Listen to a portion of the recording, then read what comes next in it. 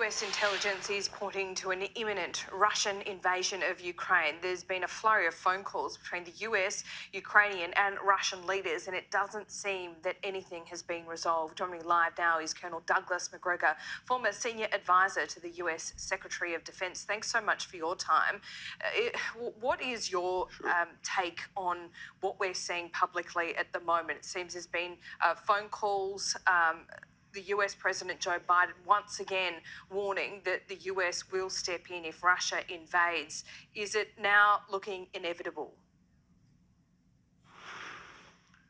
Well, I think it probably is. Keep in mind that the core issue for the Russians is a very straightforward one. They don't want any foreign forces or missiles from the United States stationed on Ukrainian soil. And that's why they do not want Ukraine to become a member of NATO. So this entire crisis could have been avoided if we'd simply agreed to not expand NATO. A perfectly reasonable suggestion from the Russians, in my judgment. But now they have all of the forces in place. Some people think they still want more time, but I think they've got what they need. They have an integrated air defense capability that reaches from the Gulf of Finland down to the Black Sea. They can now strike at any targets in Western Europe that may host U.S. forces that for any reason would try to interfere with them. Now, clearly, the president has told his military leadership, we will not intervene.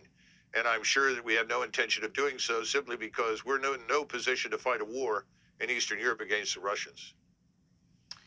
So why do you say that? Because Joe Biden has said to the Ukrainian leader, apparently, that he will not tolerate, the US will just not stand by if there is a Russian invasion. So how does this play out? I mean, we're being told that an invasion, an all-out war, could be coming within days. And I guess we're being fed propaganda by all sides. Well, again, the United States and its leadership, since Biden took office, has been very hostile to Moscow on every conceivable issue.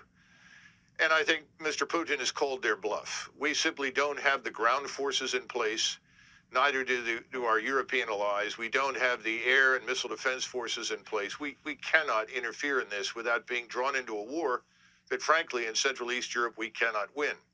So I think Mr. Putin has called the bluff.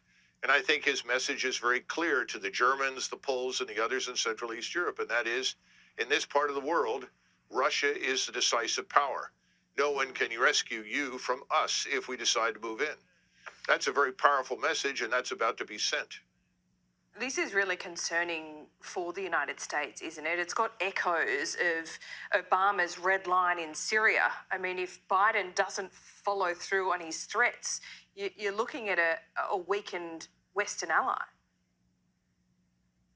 Well, I think you're right. And I think it's time for the Europeans to understand what Donald Trump tried to tell them for 4 years, which is that we in the United States cannot be your first responder. You must be prepared to defend yourselves. And in the event of a crisis, we can assist, but we cannot move forces across the Atlantic in short enough time to make any difference. This is a different world. We don't control the oceans as we once did. We can't ensure that we can put 150,000 troops on the ground that are capable of fighting. Right now, we're sending light forces. It's almost a joke, frankly. We're about to embarrass ourselves by sending anyone. So I think at the end of this, I would expect NATO to begin to break up. I don't think it's going to survive this crisis. Colonel, one final question, because here in Australia, we're concerned about rising Chinese aggression. China will be looking very closely at what happens with Russia and Ukraine. If we don't have a strong response there, if the West doesn't have a strong response there, might China take that as a positive for it? Well, first, you're going to have to prove to me that the Chinese are being aggressive militarily anywhere. They certainly aren't prepared to invade Southeast Asia. They are not preparing to invade Korea, and they absolutely are not prepared to try and invade Taiwan. Those things aren't going to happen. So I don't sign on for this picture of the aggressive military power in China. No. I think that you've got to talk to the Chinese and do business with them. Do you buy the economic dominance in which they are seeking, the diplomatic influence as a precursor to that?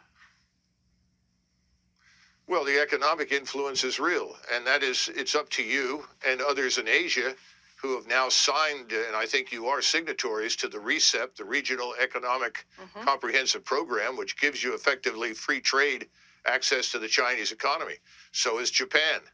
I think as long as you understand the limits of Chinese influence and you understand what's at stake, then you can pick and choose from what you will or will not do. The Japanese are very good at that, and the Japanese have signed on for this, and I would follow their lead because the Japanese are very, very familiar with China and vice versa. Colonel Douglas McGregor, great to talk to you this morning. Appreciate